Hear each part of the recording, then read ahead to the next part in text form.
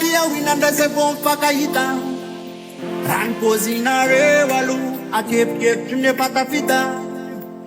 Yati kusambula timiu patimisi sapapita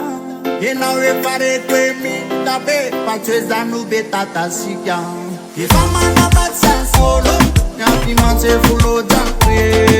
Yenawe palasa patro Fanya timbula miadma fe Zambula info na Zambia Atu kamisi futo na tungava mama nipanja Amagano nitanana na ya na watajinon mami bile Tisiraten panao bana zaiti manaba iyo Katunga baba zambaba Te andan pisanang tapatap Nyakire siti myu baba Manire namba uwapya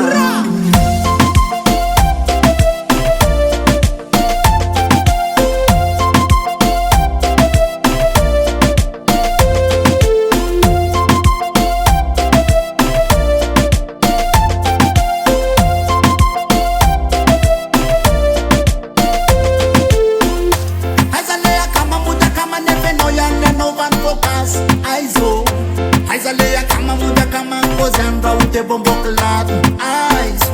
Aizada wana re Tumama mchati ya matru Raouto mtana la yelo Neno kumuefa fumbara Anisa kama nyara tulaput Faketinu nasa wekabaka Lozu mwave even Peter Dese damzo ula tiki manaba kabaga